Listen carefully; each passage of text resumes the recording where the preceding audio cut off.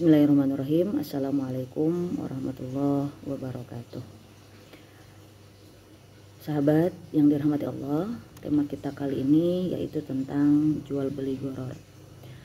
Al-Qadi Abu Suja rahimahullah pernah menyebutkan dalam matan takrib, wala yajuzu, dan tidak boleh bai'ul gharari, melakukan jual beli gharar.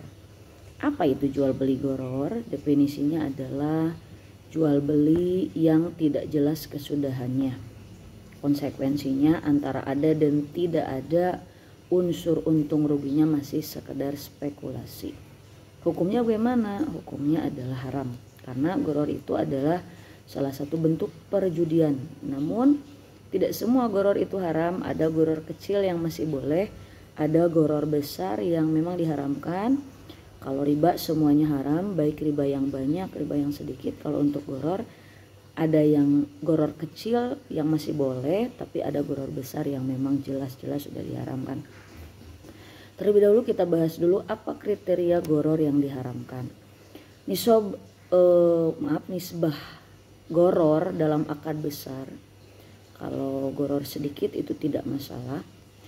Yang pertama kriterianya. Yang kedua, gharar dalam akad mendasar. Jika gharar dalam akad hanya sebagai pengikut, tidak merusak keabsahan akad.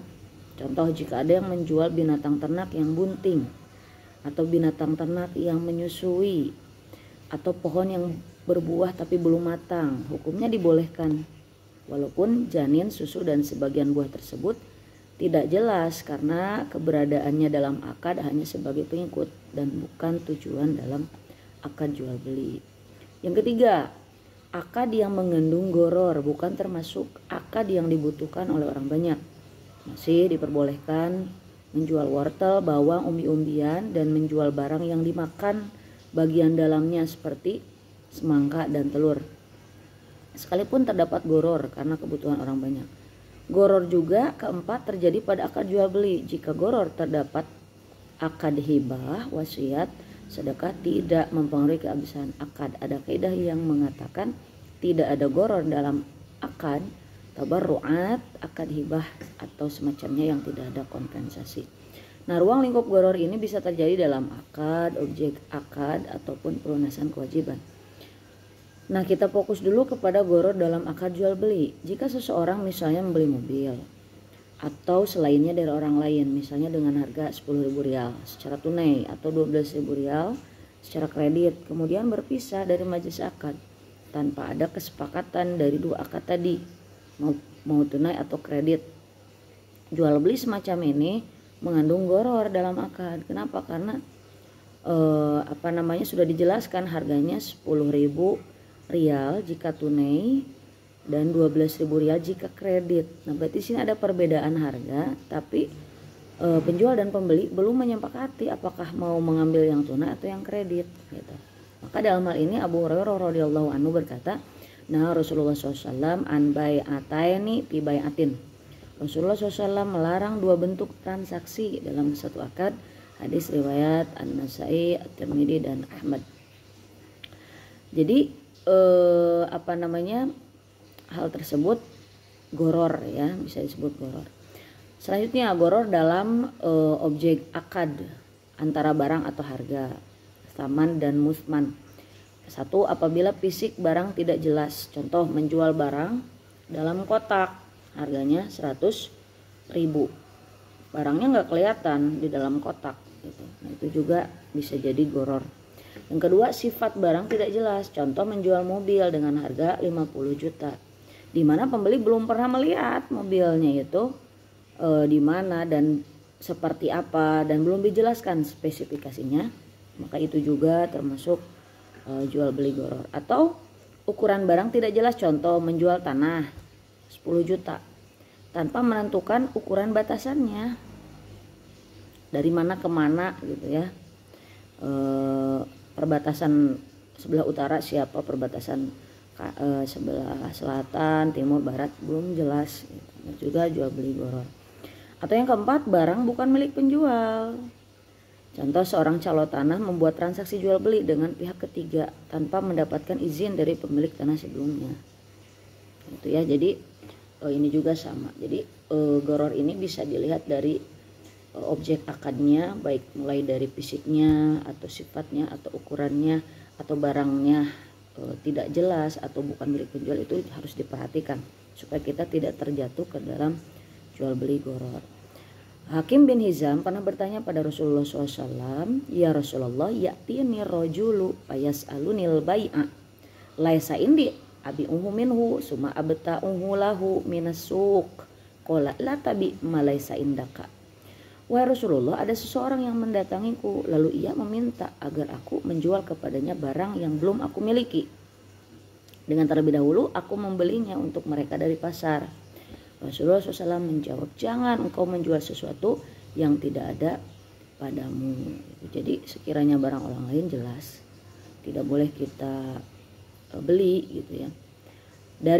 Kita jual mah. Dari Abdullah bin Amr radhiyallahu anhuma, ia berkata Rasulullah bersabda, la yahillu salafun wa bai'u wala syartani fi bai'in wala ribahu ma lam tadman wala bai'u ma laisa indak.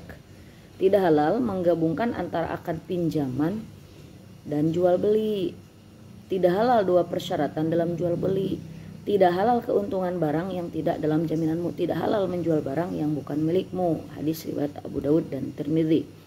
Jadi barang yang telah dijual penjual, barang yang telah dibeli penjual namun belum diterima dari penjual pertama. Contoh, A membeli motor dari B. Sebelum A menerima motor dari B, A menjual ke C.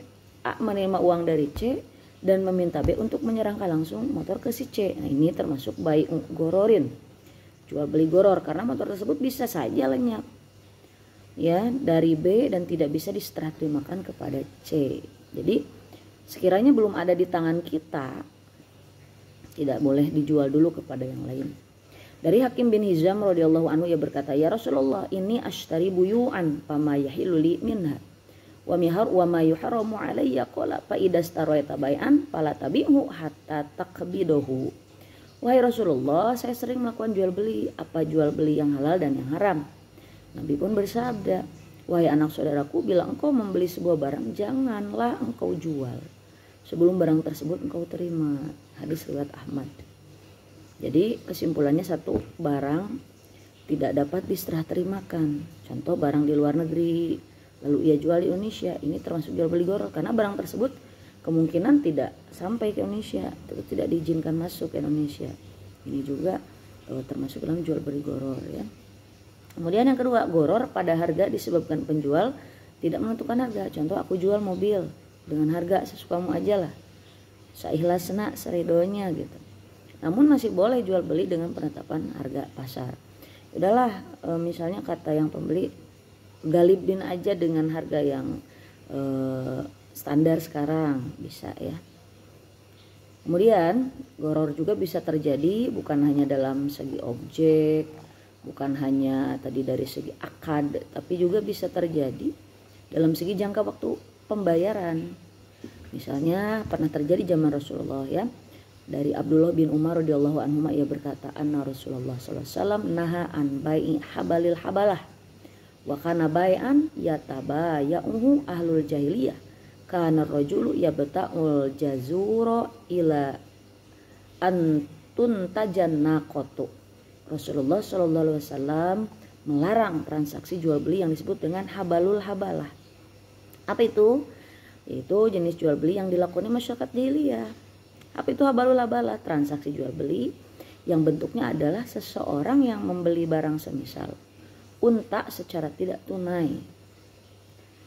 Jatuh tempo pembayarannya adalah ketika cucu dari seekor unta yang dimiliki oleh penjual lahir. Hadis riwayat Bukhari dan Muslim. Cucu dari unta tersebut tidak jelas diperoleh kapankah waktunya.